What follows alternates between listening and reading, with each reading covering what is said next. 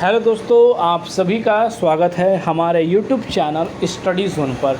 दोस्तों, UP NHM CHO भर्ती 5505 post की जो वैकेंसी आउट की गई थी यूपी सरकार द्वारा, उसको लेकर दोस्तों एक बहुत ही इम्पोर्टेंट अपडेट निकल कर आ रही है दोस्तों। साथ ही दोस्तों एक बहुत ही ज़्यादा शॉकिंग न्यूज़ निकल कर आ रही है कि जिसमें कि आप यह कह सकते हैं कि इसमें ऐसे उम्मीदवार हैं इस पोस्ट के लिए जिनकी प्रक्रिया रिज़ल्ट आने से पहले ही वो इस भर्ती से यहाँ पर जो है बाहर हो चुके हैं। क्योंकि दोस्तों 35 से 40% ऐसे उम्मीदवार हैं जिनके नंबर इतने ज़्यादा कम हैं, जिनको लेकर अब एक ही सहारा है कि इस भर्ती के अंदर उन्हें ऑब्जेक्शन से नंबर बढ़ेंगे या सीधे नॉर्मलाइजेशन से उनके नंबर बढ़ेंगे, क्योंकि उनके पास कोविड सर्टिफिकेट होने का भी यहाँ पर कोई लाभ उन्हें नहीं मिल पा रहा है, क्योंकि जिस तरह की उनकी मार्क्स बन रहे हैं। तो दोस्तों ऐसे अभ्यर्थियों को क्या नॉर्मलाइजेशन और ऑब्जेक्शन से यहाँ कुछ लाभ मिल सकता है या नहीं मिल सकता है? क्या उन अभ्यर्थियों को जो वेटिंग लिस्ट जारी की जाएगी, क्या उस वेटिंग लिस्ट के अंदर, क्या उस सूची के अंदर उनके नाम आ सकते हैं या नहीं आ सकते हैं? यह एक सबसे बड़ा सवाल है, क्योंकि हमारे Telegram channel study zone /SZ पर इस भर्ती को लेकर, इनके मार्क्स को लेकर, इनके नंबरों को लेकर पोल की गई थी, और उस पोल के अनुसार जो यहाँ पर आंकड़े निकल कर आ रहे हैं वो बहुत ही ज़्यादा शॉकिंग हैं। क्योंकि दोस्तों अब यहाँ पर इतने ही अभ्यर्थी फ़ाइट कर रहे हैं जो अभ्यर्थी इसके लिए एलिजिबल हैं, क्योंकि इसमें से ऐसे अभ्यर्थी हैं जिनको यहाँ पर जो प्रक्रिया है वो शुरुआत ही में जो है ख़त्म हो चुकी है। अब वो इसके स्टेप जो है वो आगे भी नहीं बढ़ा सकते हैं। तो पूरी इन्फॉर्मेशन मैं आप सभी को इस वीडियो में देने वाला हूँ। क्या उनके नंबर नॉर्मलाइजेशन से बढ़ेंगे या ऑब्जेक्शन से बढ़ेंगे, और कितने बढ़ेंगे? क्या उनकी चांसेस हैं वेटिंग लिस्ट में आने की या नहीं आने की? पूरे तरह से हर एक आप सभी को पहरे को यहाँ पर जो है बताया जाएगा और आप सभी की क्लियरिटी की जाएगी, क्योंकि जिस तरह के शॉकिंग अपडेट निकल कर आए वो काफ़ी ज़्यादा कंफ्यूज करने वाले थे। तो चलिए दोस्तों बात कर लेते हैं उन चीज़ों को लेकर। तो जैसा कि दोस्तों जो आप हमारे Telegram channel study zone /SZ से नहीं जुड़ पाए हैं, सबसे पहले दोस्तों आप वहां जाकर जुड़े, क्योंकि हर एक छोटी अपडेट आर्टिकल सबसे पहले आप सभी को टेलीग्राम पर मिलती है।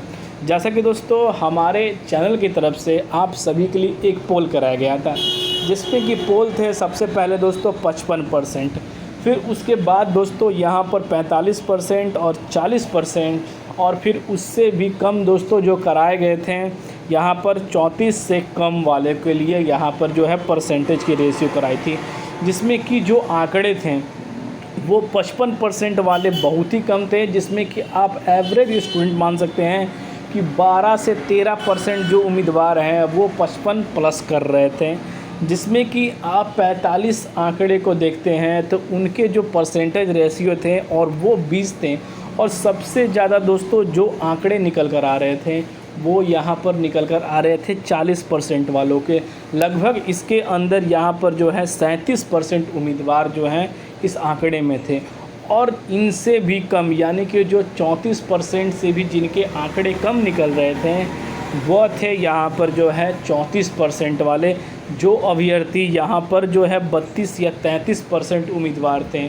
तो यहाँ पर दोस्तों सोच सकते हैं कि जिनके आंकड़े 34% से भी कम निकल कर आ रहे हैं वो इस भर्ती के लिए एलिजिबल ही कंडीशन में नहीं हो सकते हैं, क्योंकि आप सोच सकते हैं कि ये सबसे कम परसेंटेज है, और इस परसेंटेज में कम्युनिटी हेल्थ ऑफिसर की कोई पोस्ट भी मिलना यह एक बहुत ही बड़ा यहाँ पर संभावना है, क्योंकि ऐसे पर जो उम्मीदवार हैं वो यहाँ पर जो है लगातार हटते जा रहे हैं।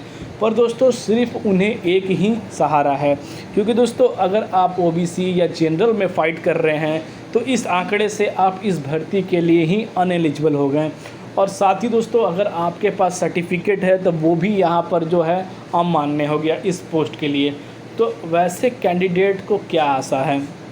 वैसे कैंडिडेट को सिर्फ दोस्तों दो ही तरह से हेल्प मिल सकती है यूपी एनएचएम डिपार्टमेंट के तौर पर।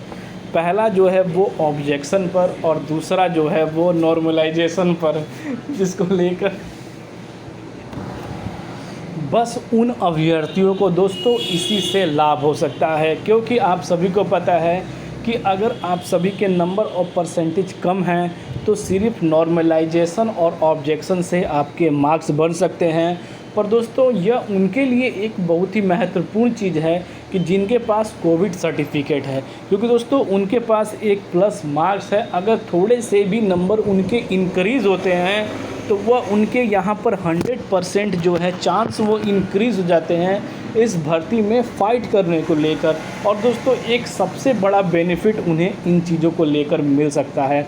तो यहाँ पर दोस्तों आप यह समझ चुके होंगे, क्योंकि ऐसे अभ्यर्थी जो यहाँ पर बाहर हो चुके हैं और आप सभी की जो फ़ाइट है वो कितनी यहाँ पर जो है कम से होने वाली है, क्योंकि इस भर्ती से 30 से 35% उम्मीदवार जो हैं इनडायरेक्टली कह लीजिए या डायरेक्टली कह लीजिए वो इस भर्ती से हट चुके हैं। तो आप सोच सकते हैं कि इसकी जो कटअप की रेशियो है वो क्या जा सकती है और कितने परसेंट कैंडिडेट जो हैं जिनके मार्क्स 55 प्लस हैं, सिर्फ 13%। और उन सारे अभ्यर्थियों की जो मार्क्स हैं वो इस बार उन्हें यह कटअप या उनके स्कोर्स के कारण कम्युनिटी हेल्थ ऑफिसर के अंदर उनकी जो है मेरिट में नाम आनी पक्की हो चुकी है। दोस्तों यह चीज़ समझ चुके हैं आप। साथ ही दोस्तों फिर भी कोई कन्फ्यूज़न होगी तो आप सभी को समझाने की पूरी तरह से कोशिश की जाएगी। और दोस्तों वेटिंग लिस्ट की बात करें कि उन अभ्यर्थियों के अगर सेलेक्टेड नहीं हो रहे हैं, दोस्तों अगर आपके 39 बन रहे हैं या 38 बन रहे हैं तो आप सभी को भी दोस्तों सोचने की बिल्कुल ही ज़रूरत नहीं है, क्योंकि आप सभी के जो मार्क्स हैं उनके अनुसार आप सभी को वेटिंग लिस्ट में रखा जाने की पूरी संभावना है। क्योंकि दोस्तों यहाँ पर जो मार्क्स है वो 40% वाले उम्मीदवारों को यहाँ पर कंफर्म उनके मेरिट में नाम आएगी। और दोस्तों आप सभी की वेटिंग लिस्ट भी आएगी, क्योंकि जो वेटिंग लिस्ट प्रिपेयर की जाएगी वो देख सकते हैं कि waiting list will be prepared into ratio 1.3 ratio.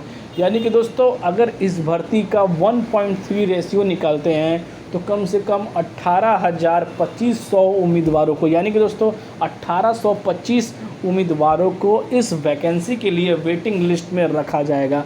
पर दोस्तों अभी यह देखना है कि ऑब्जेक्शन बाद नॉर्मलाइजेशन के बाद उम्मीदवारों को कितना बेनिफिट इस पोस्ट के लिए दोस्तों मिल रहा है। तो दोस्तों अभी के लिए यही अपडेट निकल कर आ रही थी जो हमारे चैनल के माध्यम से आप सभी को शेयर किया गया, और इसके रिगार्डिंग जो भी इन्फॉर्मेशन और निकल कर आएगी वह अभी तक सभी जोर शेयर किया जाएगा। तो फिर मिलते हैं दोस्तों अगले वीडियो में, तब तक के लिए दोस्तों जय हिंद।